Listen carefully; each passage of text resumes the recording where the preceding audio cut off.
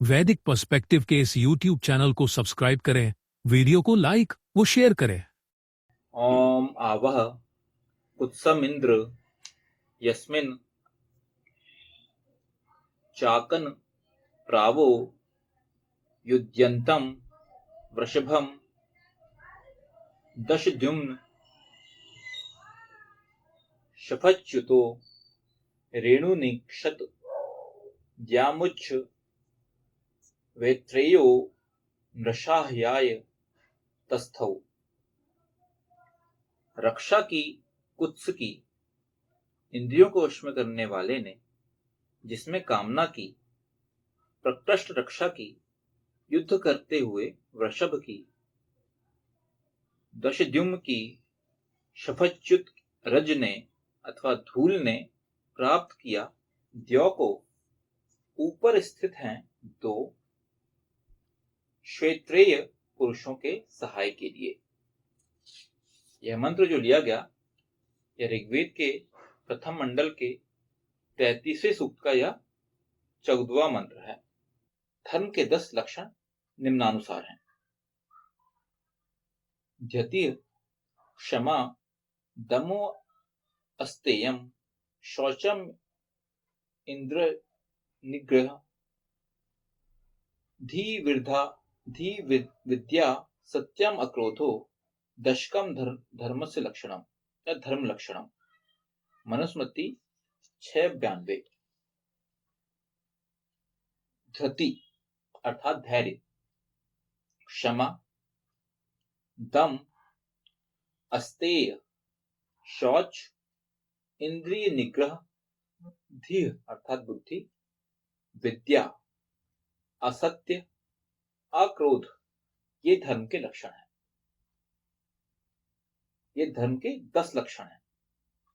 तो यहां ये बोला गया है कि दशद्युम्न मतलब ऐसा पुरुष जो धर्म के 10 लक्षणों को धारण करने वाला हो, वो जो तेज वाला हो, वही व्यक्ति को दशद्युम्न में बोला गया है।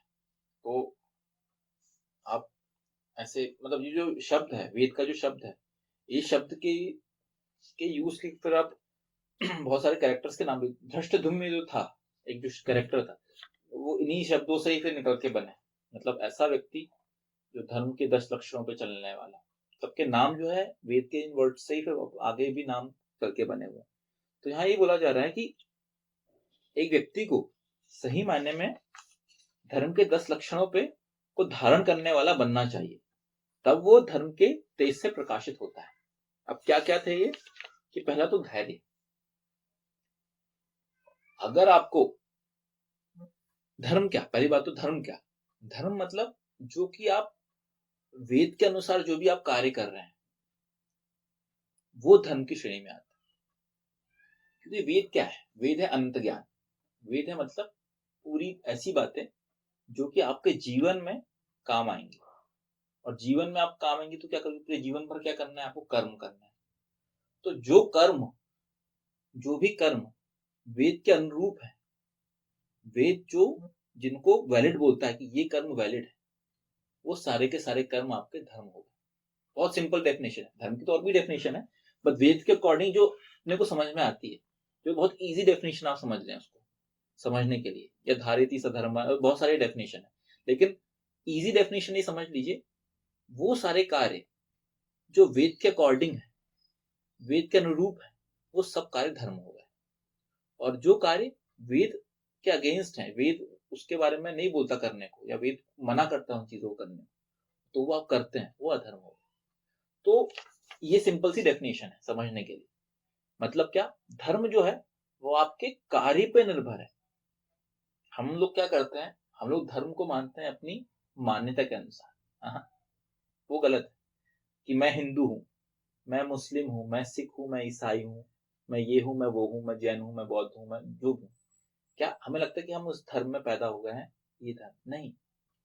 धर्म का डेफिनेशन ये है ही नहीं कि भाई मैं हिंदू हूं तो मतलब मैं हिंदू के घर में पैदा हुआ, इनके घर में पैदा हुआ तो मैं राम के घर में पैदा हो गया, इसके घर में पैदा हो गया तो मैं धर्म हो गया, रहीम के घर में पैदा हो गया तो मैं मुस्लिम हो गया। नहीं, ये सब नहीं है धर्म में, ये सब है ही नहीं। वेद में जो धर्म की बात बोली गई है, वेद के धर्म की बात है आपके कार्यों के अनुसार। आपके कार्य जो लोगों को के अच्छे के लिए हैं, आपके अच्छे के लिए हैं, वो सारे कार्य धर्म है। इसलिए आप देखेंगे कि जब बात की जाती है कि पितृ धर्म, पुत्र धर्म, मातृ धर्म, सैन्य धर्म, क्या है ये सब? एक सैनिक का धर्म क्या है? एक सैनिक का धर्म है अपने देश को बचाना, अपने देश की रक्षा करना। एक पुत्र का धर्म क्या है? अपने माता पिता की हेल्प करना। जब अपने माता पुत्र धर्म तब आता है जब आप कैपेबल बन जाते हैं। उसके पहले पितृ धर्म होता है। कि पितृ का धर्म क्या होता है? कि पितृ अपने पिता की जो रिस्पॉन्सिबिलिटी होती है कि अपने बेटों को स्टैब्लिश करें, उन्हें अच्छी शिक्षा, अच्छे संस्कार दें, उन्हें आगे बढ़ाएं। ये पिता का धर्म है। फिर पुत्र का धर्म कब आता है? कि जब मेरा पिता अगर वृद्ध हो गए, मेरी माता वृद्ध हो गई, तो फिर उनकी सही तरीके से उनका जीवन को, उनकी हेल्प करना, उनको उस बुढ़ापे में उनकी मदद करना, उनको फाइनेंशियली, उनको हेल्थ के रूप में उनकी हेल्प करना, ये धर्म है। ये है एक्चुअल में धर्म, ना कि हिंदू धर्म और ये धर्म, ये सब कुछ नहीं। सनातन धर्म, ये सब बातें सुन के अच्छी लगेंगी आपको कि मैं सनातनी हूं, मैं सनातन धर्म का हूं, सब अच्छी बातें हैं, वो माने, लेकिन उसका एक्चुअल धर्म वो नहीं है। एक्चुअल धर्म उसके कर्म है। आपको अपने इसलिए हम कभी नहीं बोलते, जो वेद में कभी भी कोई भी ऐसी बात नहीं की जाती भाई ये वेद हमेशा बोला गया जनेभ्य, जनों के लिए है।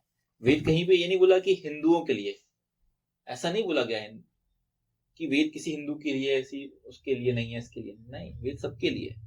तो आपके कर्म आपके धर्म है। तो अब धर्म के बारे में बात जब हो जाती है तो धर्म के लक्षणों की बात होती है। धर्म के लक्षण क्या होता है? तो पहला तो ये है, अगर आपको अपने जीवन में वेद के अनुरूप कार्य करने हैं, वेद में बताए हुए रास्तों पे अगर आपको चलना है, धर्म पे आचरण करना है, तो आपके धर्म के लक्षण ये होने चाहिए। अब उसमें से बहुत सारे जो हैं उनको तो हमें डिटेल में पढ़ना पड़ेगा। अब जैसे अस्ते, ठीक है, हम देखते हैं जो जो पे अपने को आता है, क्योंकि इसको लिए तो फिर से हमें एक पूरा प्रॉपर, हमारे पास पहले के भी मंत्र हैं जिनमें आप धर्म के लक्षणों को पढ़ सकते हैं। तो जो समझ में आ रहा है पहला वो है धृति, मतलब धैर्य। मतलब आप अधीर ना बनो, आप बहुत शांत धैर्य वाले हो। भगवान राम को देखिए आप, धर्म के लक्षणों की बात जब की जाती है तो भगवान राम थे बहुत धैर्यवान। आप तुरंत विचलित वाले ना बनो, आप विपरीत परिस्थिति में भी शांति से उस चीज को मैनेज करने वाले बने। जब भगवान राम के ऊपर सीधे पहाड़ टूटा कि भाई आप राजा नहीं बनोगे, आपको जाना है कहाँ? आप 14 वर्ष के लिए वनवास। तो कोई नॉर्मल व्यक्ति होता तो वहीं पे वो उसका बीपी हाई हो जाता है। तो भगवान राम धैर्य वाले थे। वो बिल्कुल धैर्य, मतलब उनको शांति से चीजों को मैनेज करने वाले, उनको चीजों विचलित नहीं होते थे भगवान राम, तुरंत विचलित हो गए नहीं, शांति से। वो धैर्य जो है वो इंपॉर्टेंट है, जो पेशेंस है चीजों को पाने के लिए। इसलिए जो पेशेंस था, आप एक और जगह देख सकते हैं जब वो भगवान राम ने समुद्र की पूजा अर्चना की, वहीं पे लक्ष्मण अधीर हो रहे थे कि यार क्यों कर रहे हो, एक तीर से समाप्त करो और आगे बढ़ते। नहीं, वहां धैर्य की आवश्यकता है। तो धैर्य भगवान राम के जीवन में बहुत जबरदस्त तरीके से आप देखेंगे। दूसरा है क्षमा, धर्म का लक्षण, वही सिंपल भगवान राम। क्षमा मतलब क्या? आखिरी तक मौका रावण को कि यार तुम भाई अब कुछ नहीं बिगड़ा है, आप भगवती सीता को वापस कर दो, आप सही हो जाओ, कोई दिक्कत नहीं, आप जीवन जियो, बस आप धर्म पे चलो। लेकिन नहीं, क्षमा करने के लिए तैयार थे हमेशा, लेकिन वो बाली के साथ भी यही, कि वो बाली भी ऐसी था कि नहीं मैं तो नहीं मानूंगा। दुर्योधन, मैं तो नहीं मानूंगा। फिर आपका क्या था वो शिशुपाल, भगवान कृष्ण ने बोला कि कोई बात नहीं, लेकिन 100 गाली तक नहीं होगा, है ना। क्षमा का मतलब ये नहीं है कि आपको हर वक्त हर किसी को बस क्षमा ही करते जाना है। हाँ, क्षमा की भी एक लिमिट है। तो धर्म का लक्षण यही बोलता है क्षमा, कि आपकी क्षमा जो है, मतलब आप कैसे किसी को फॉरगिवनेस कर सकते हो, कैसे फॉरगिव, आप कैसे भुला सकते हो किसी को, उसको बोल सकते हो ठीक है कोई बात नहीं। ये बड़ा इंपॉर्टेंट है, लेकिन इसको कायरता से नहीं जोड़ना चाहिए। क्षमा को कभी कायरता से ना जोड़ो। कि स्ट्रांग व्यक्ति जब क्षमा देता है किसी को, वो है एक्चुअल में क्षमा, ना कि एक कमजोर व्यक्ति बोल दिया कि नहीं नहीं चल मैं जाने दिया तुझे, अरे तो कुछ कर भी नहीं सकता, है ना। तो जो स्ट्रांग होगा वही क्षमा दे सकता है। तो धर्म का सेकंड लक्षण है क्षमा। तीसरा है दम, दमन करना। दम मतलब दमन से बात होगी, दमन मतलब आपकी कैपेबिलिटी, आप चीज़ों का दमन कर सकें।